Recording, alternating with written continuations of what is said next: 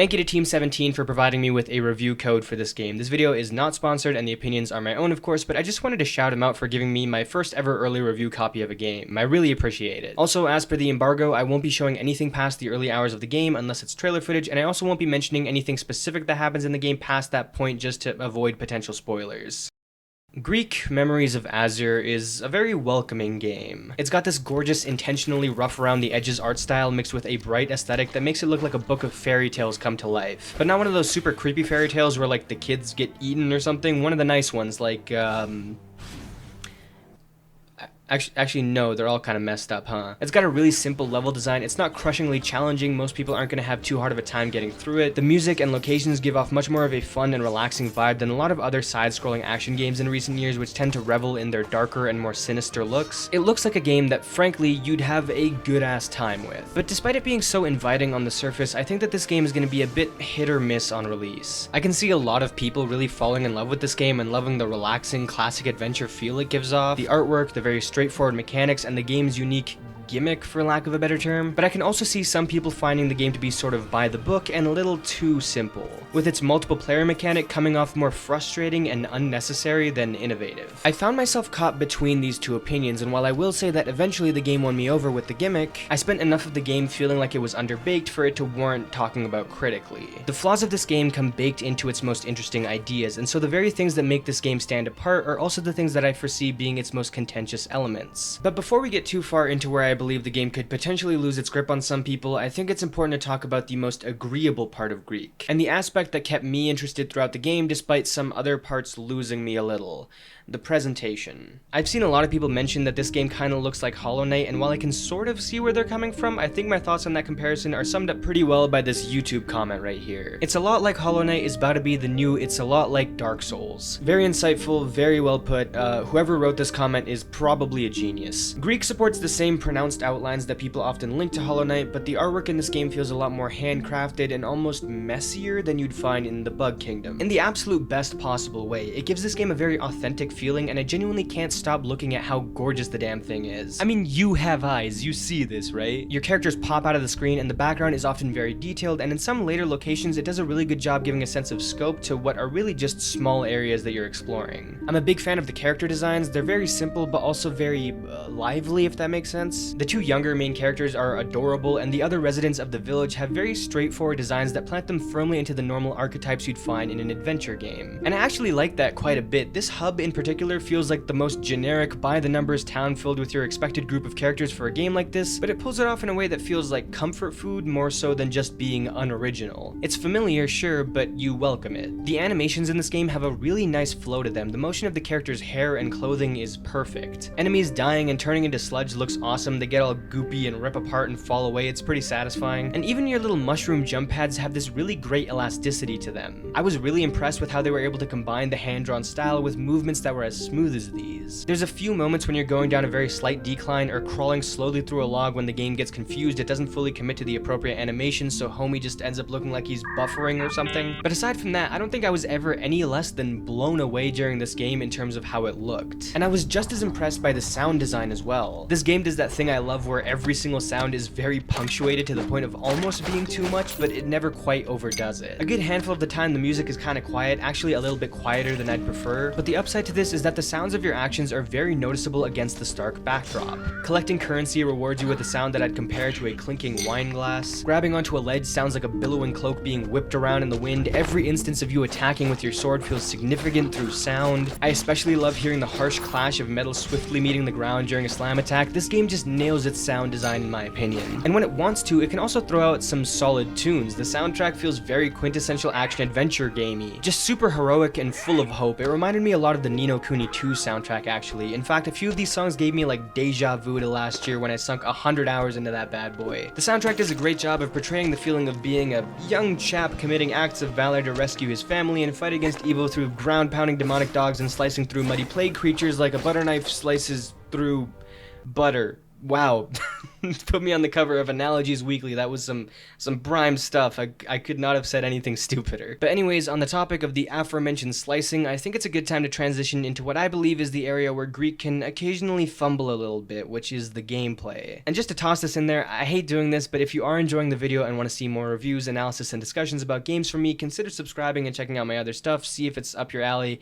And with that, my shameless alter ego recedes into the night. Let's tackle combat first. You have 3 different characters and they all play a little bit different. Greak is your main character. He's the dude you have with you essentially all the way through. His basic moveset is pretty simple. He can perform a basic sword attack, he can dodge roll, and he can double jump. As you play through the game, a certain character in your hub area will give you some pretty simple quests where he asks you to kill a certain amount of a certain enemy, and once you do so, he teaches you a new combat move, of which there are 3, an upward slash, a downwards thrust, and a charge attack. Eventually, you'll save your 2 siblings and they'll join your squad. Adara, your sister, attacks with short range magic. She can charge her attack up, and she dodges in the form of a backslide. And she can also float jump instead of double jump. And Raydel, your brother, is basically just a less agile but more hard-hitting version of Greak, with a shield instead of a roll, and as you can see in some trailer footage, a little grappling hook that reminds me of the Messenger. Your combat suite is pretty limited, and as such, the combat feels Fighting in this game feels about as basic as it gets. I appreciate being able to slightly vary my attacks, but it doesn't stop the combat from being pretty mindless. You just sort of spam attacks and occasionally dodge out of the way. There's no stamina bar with the melee characters to keep you in check, which there doesn't have to be, but then you need to have enemy attacks that force the player to roll away from the enemy and give the combat a bit of a back and forth. But here, oftentimes the tells for attacks are very fast to the point where you can't be all that reactionary. You have to preemptively dodge at whatever point you guess the enemy will probably attack you, and it can just feel a little like button mashing is the best route to take. And on top of that, most enemies only take a small handful of hits to kill, so spamming them quickly felt like the only rational thing to do. This is especially true for Adara. She does have a magic meter, so she can't infinitely throw out attacks, but there's no reason to not just blast off a bunch of shots, wait for the bar to come back a bit, and then unleash again. It's a pretty repetitive cycle. I don't need a game to be super challenging for me to have fun with it. Death's Door is a great recent example of a game that I loved that wasn't all that tough, but the combat in this game was just sort of unengaging. Aside from a boss or two, I can't remember any point in this game where I was digging the combat a whole ton. Now obviously the big thing that we have to get to about the gameplay is the whole play as 3 characters at once idea, and this is the part of the game that I'm very conflicted on.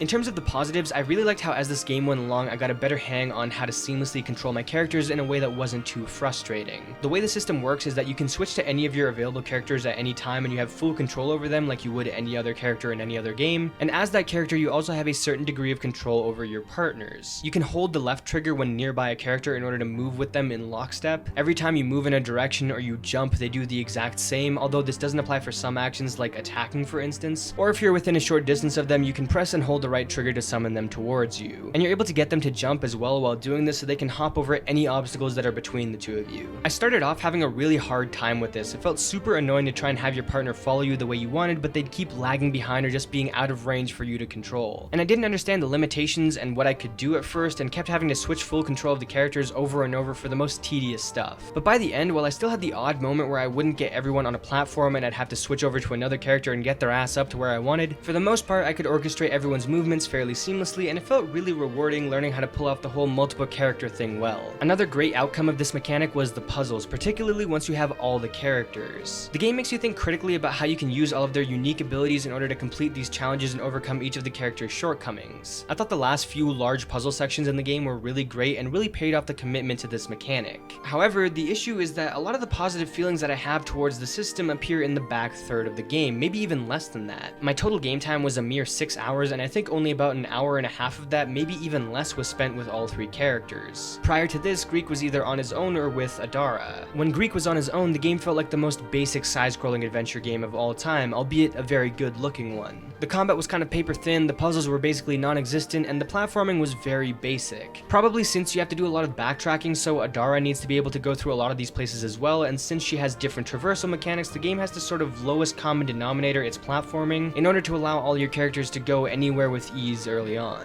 When Greak is with Adara, the whole system is still feeling clunky because you don't have the hang of it. Combat is even more spammy because you can just run in and dismantle enemies in no time since the AI of the other character automatically attacks when an enemy is close by, and the platforming platforming is frustrating on top of being easy because either you try to get both characters on a platform at the same time but with their different jump styles that can be really difficult, or you just take them one by one through whatever incredibly basic platforming section you're currently facing. Essentially, it doesn't really make anything better, and the only emotion it was eliciting from me was occasional annoyance that my character hit the side of a ledge and fell down and now I have to bring him back up. The exception to all this is in the bosses. I actually had a lot of fun figuring out how to juggle my characters during these, how to position a character I wasn't in full control of using the right trigger in order to do some passive damage, but also be able to move them out of the way because the AI automatically attacks but doesn't automatically dodge. It was really different to how I approach bosses in other games, and I really appreciated that. Still, until the last hour and a half, I couldn't shake the fact that the whole multiplayer gimmick wasn't pulled off as well as I'd like. And while I commend them for being able to pull it off eventually and deliver a really fun final act, I think the sizable chunk of time where the game tended to feel a little stale is worth addressing. If you're a very patient person who's in this for the relaxed vibe and you don't really mind taking a long time moving these characters around and playing in an easygoing way, I think you'll be pretty pleased overall. But if you were hoping for a tight moment-to-moment gameplay experience, especially with the combat and traversal, you might find that a lot of this game can feel a tad bit flat or finicky in those areas. Now at this point, I just want to kind of rapid fire a few other things that I think are worth mentioning. The story isn't anything special, it's a paint by numbers, oh no, evil is afoot, we gotta grab everyone and get out of here endeavor, but I did find the whole world to be pretty charming, especially because of the art design, and I liked how characters had different voice lines depending on which of the three characters you were currently controlling. That was a nice touch. The mission structure is super basic. When I first started playing, it felt like there would be tons of side quests and you'd be able to explore the deep recesses of this world, but these quests were really as simple as they come. I wouldn't classify this game as a Metroidvania. You don't really unlock the ability to reach places that you couldn't before, and all the locations are pretty straightforward, but there is a lot of backtracking, which is kind of disappointing. Again, this is something that the ending doesn't really deal with, and is another reason why I enjoyed the last leg of this game a lot more than the earlier sections. Finally, the enemy design is kinda cool, but enemy variety is sorely lacking.